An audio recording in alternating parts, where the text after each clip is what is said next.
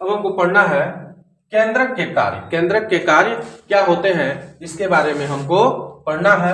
तो मुख्य रूप से केंद्रक के जो मेन काम है, मेन वर्क है, उसके बारे में हमको जानना है, फंक्शन ऑफ न्यूक्लियस के बारे में।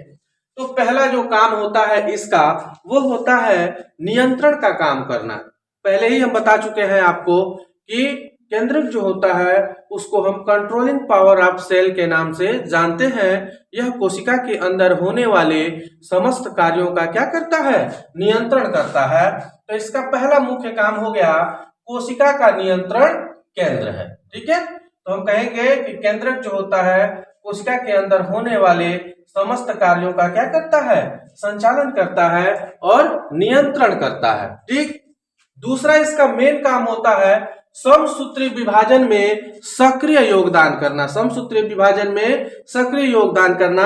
समसूत्री विभाजन क्या होता है, एक कोशिका जब डिवाइड होकर दो कोशिका बनाती है, ठीक है, जैसे इनके अंदर जो डिवाइडेशन होता है जिसको सेल डिवीजन कहते हैं, और वो जिस प्रक्रिया के द्वारा होता है उसको हम समसूत्री विभाजन के नाम से जानते हैं। इसको माइटोसिस भी कहते हैं। क्या कहते हैं, माइटोसिस के नाम से भी हम इसको जानते हैं। समसूत्री विभाजन को किस नाम से जानते हैं, माइटोसिस।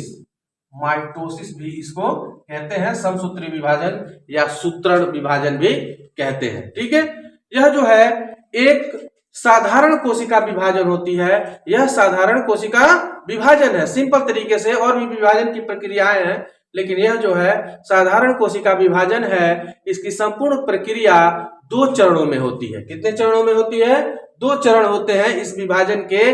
पहला जो चरण होता है इसमें पहले केंद्रक विभाजन होता है, केंद्रक का विभाजन होता है, जिसे कैरियोकाइनेसिस के नाम से हम जानते हैं। और दूसरा जो विभाजन होता है कोशिका के अंदर उपस्थित जो कोशिका द्रव्य होता है उसका विभाजन होता है। ठीक है, तो समसूत्री विभाजन में हमको पता चल गया कि यह विभाजन 2 तरीके से होता है।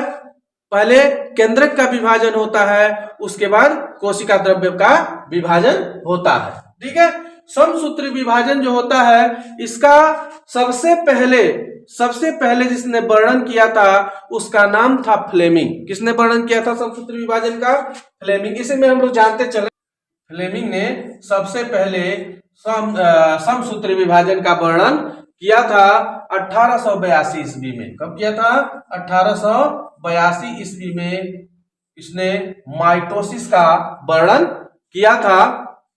तो ये इसका दूसरा काम हो गया। पहला वर्ग क्या हो गया, कोशिका का अंदर होने वाले समस्त कार्यों को क्या करना, नियंत्रित करना, इसलिए यह कोशिका का नियंत्रण केंद्र है। दूसरा है समसूत्री विभाजन में सक्रिय योगदान देना, जो माइटोसिस होता है, समसूत्री विभाजन होता है, इसमें इसकी महत्वपूर्ण भूमिका है। यही डिवाइड होता है, एक तरह से कहा जाए तो जो आत्मा होती है, ठीक है, वह आत्मा का डिवाइडेशन होता है। ठीक ना, तो इसका समसूत्री विभाजन का सबसे पहले वर्णन किसने किया था, फ्लेमिंग ने 1882 ईस्वी में किया था। ठीक है, तीसरा जो काम होता है केंद्रक जो होता है वो राइबोसोम का उत्पादन करता है, राइबोसोम का प्रोडक्शन करता है। ये इसका तीसरा मेन काम होता है। ठीक है, और चौथा इसका मेन काम क्या होता है, आरएनए और प्रोटीन का निर्माण करता है। आरएनए और प्रोटीन का निर्माण करता है। क्या करता है, आरएनए और प्रोटीन, राइबोसोम का निर्माण करता है। उसके बाद आरएनए और प्रोटीन का भी निर्माण करता है। ठीक है, साथ साथ में होता है ये दोनों। ठीक है, तो ये हमारा चौथा हो गया, आरएनए और प्रोटीन का निर्माण भी केंद्रक के द्वारा ही होता है। और चौथा इसका काम होता है, पांचवा इसका काम हो जाता है कि जितने भी आनुवांशिक मटेरियल होते हैं जो एक पीढ़ी के लक्षणों को दूसरे पीढ़ी में पहुंचाने का काम करते हैं, तो संपूर्ण आनुवंशिक का केंद्र जो होता है वह भी केंद्रक ही होता है। संपूर्ण आनुवंशिक का केंद्र कौन होता है, केंद्रक होता है, जिसके द्वारा, जिसमें आनुवंशिक मटेरियल, डीएनए, आरएनए, गुणसूत्र, जीन सब इस केंद्रक के अंदर ही पाए जाते हैं, जो क्या है, बेस ऑफ, इसको क्या कहते हैं, बेस ऑफ जेनेटिक्स कहते हैं, बेस ऑफ जेनेटिक्स कहते हैं।